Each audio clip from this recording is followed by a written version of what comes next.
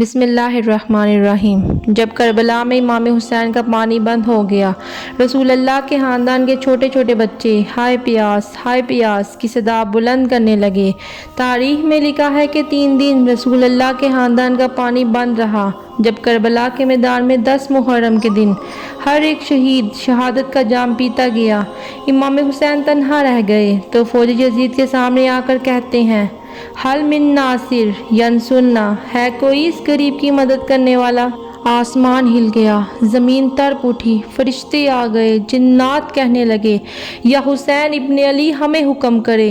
امام حسین نے فرمایا، یہ صدا صرف انسانوں کے لیے تھی، لیکن افسوس تمام انسان رسول اللہ کے نواسے پر ہنسنے لگے۔ اتنے میں خیمے میں ایک بچہ اپنے آپ کو جھولے سے گرا دیتا ہے۔ بی بی رباب نے امام حسین کو بلایا اور دستے ادب کو جوڑ کر عرض کرنے لگی، اے رسول اللہ کے نواسے، جیسے ہی آپ نے مدد کے لیے کہا، آپ کے شہزادے علی اصغر نے اپنے آپ کو جھولے سے گرا دیا۔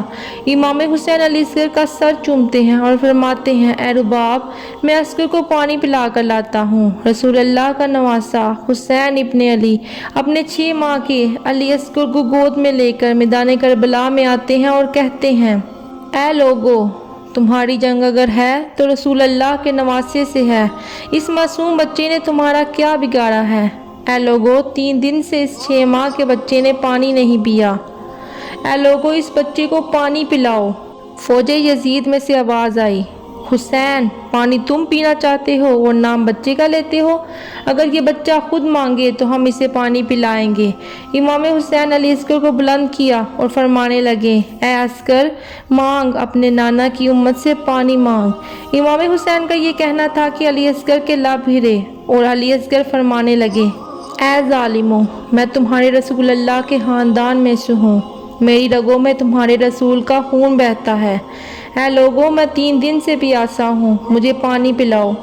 تاریخ میں لکھا ہے کہ علی اصغر کی صدا سے فوج یزید ہلنے لگی، فوج میں کہرام برپا ہو گیا۔ عمر بن سعد اور شمر نے کہا، کہیں فوج یزید بغاوت نہ کر دے۔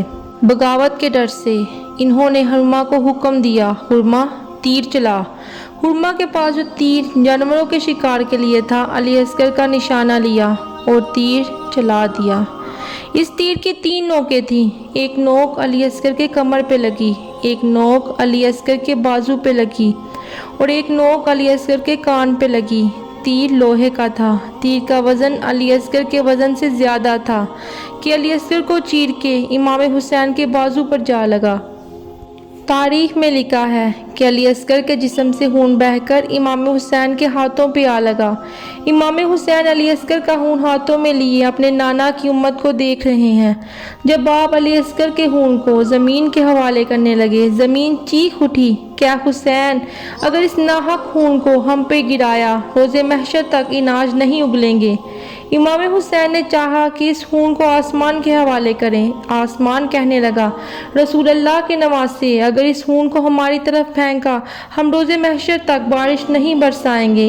امام حسین نے علی اصغر کا خون اپنے چہرے پر ملا اور ان ظالموں کی طرف دیکھ کر کہنے لگے، اے لوگو، میں قیامت میں علی اصغر کا خون اپنے چہرے پر لے کر آؤں گا اور اللہ کے سامنے سوال کروں گا کہ میرے اصغر کا کیا جرم تھا۔ امام حسین علی اصغر کی لاش کو اپنے کپڑے میں چھپائے جیسے ہی خیمے میں آئے، بی بی رباب نے روک کر پوچھا، اے مولا، میرے بچے نے پانی پیا؟ امام حسین کپڑے کو علی اصغر کے جسم سے ہٹاتے ہیں کہ بی بی رباب چیخ کر کہنے لگی، اے مولا، جس نے ہمارے اصغر کو مارا اس کی کوئی اولاد نہ تھی؟ امام حسین نے فرمایا، صبر کرو، اللہ کی مرضی یہی ہے کہ ہم ہر ظلم سہ کر اسلام کے لیے صبر کریں، کیونکہ ہمارے ہی خون سے اللہ کا دین بچے گا۔ آؤ رباب، اصغر کی قبر بناتے ہیں۔ امام حسین اور بی بی رباب خیمے کی پیچھے کی جگہ پر اپنی ذوالفقار یعنی تلوار سے کھڈا کھود رہے ہیں اور علی اصغر کو کربلا کی گرم زمین میں تدفین کر دیتے ہیں۔ بس جیسے ہی امام حسین کی شہادت ہوئی، بیویوں کے خیمے جلائے گئے، آل رسول کو لوٹا گیا، سروں کو کاٹا گیا، تو عمر بن سعد نے کہا، گنو، کہیں کوئی سر رہ تو نہیں گیا؟ کسی ظالم نے کہا، ایک سر رہتا ہے۔ شمر نے پوچھا، کون سا سر؟ اس ظالم نے کہا، حسین ایک 6 ماہ کا بچہ لے کر آئے تھے، ہم نے اس کو تیر مار کر شہید کیا تھا، اس کا سر نہیں مل رہا۔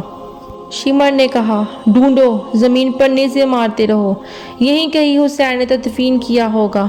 بس کربلا کی گرم زمین پر فوج یزید نیزے مارتے مارتے علی اصغر کو ڈھونڈتی رہی۔ تاریخ میں ہے کہ ایک جگہ نیزے کا لگنا تھا کہ جیسے ہی نیزہ اوپر آیا، علی اصغر کا جسم اس نیزے پر سوار تھا۔